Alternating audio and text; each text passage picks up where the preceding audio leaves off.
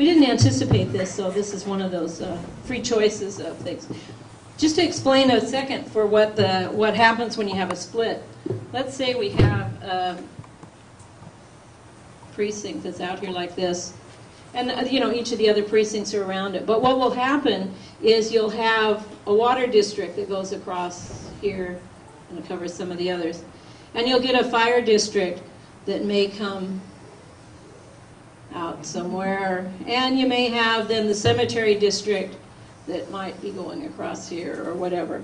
So when we have the ability, obviously with the GIS maps, to overlay, what happens is that this part in here is potentially a split. This potentially can be a split. This is potentially a split. So you can see within one precinct area, you have this going on. And when you then prepare a ballot, what happens is each of the splits ends up being a different ballot face or a different ballot type. So it can get very complicated, and that's why you'll end up sometimes with just a little small corner that ends up being 55 people as opposed to some that have the full 2,800. But those 2,800s are going to get down, and to the extent that we can combine some of the smaller ones together, if it now makes different, because all of this with the lines are going to change, we'll try, and that's why I mentioned on our premises, we're going to try and maximize the smaller ones together that we can and get the larger ones down. So I asked yesterday Pete Griffin, our election supervisor, if he had a ballpark guess at what the change would mean, because I know one of the first questions everybody was going to ask is going to be, how many precincts are going to end up with? So as I say, we're starting out now with 120, and he kind of looked at each of the city and rural area of Whatcom County to say, how much do you think might be needed there? He was projecting that Bellingham, which currently has 47, might need an additional 10. Ferndale, currently at 5, would probably need an additional 2 more.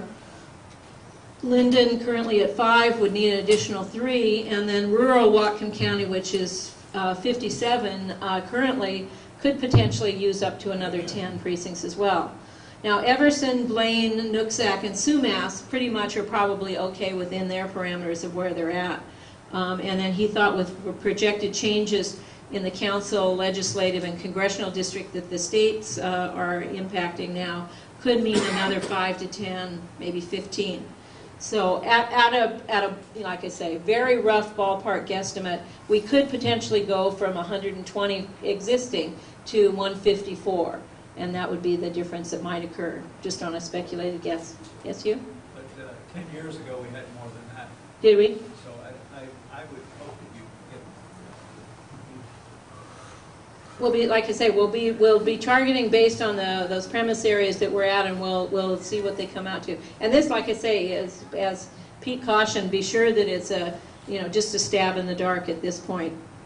So at this point, I did have a handout that's back there also for any of you that are really wanting to delve in more to the redistricting part of it.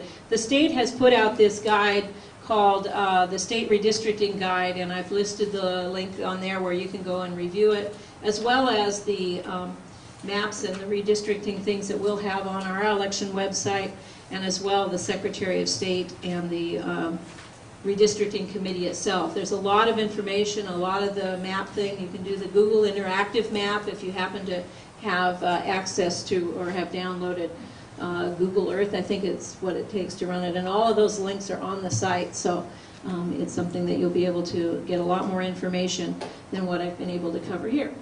So at this point, we'll ask the other members.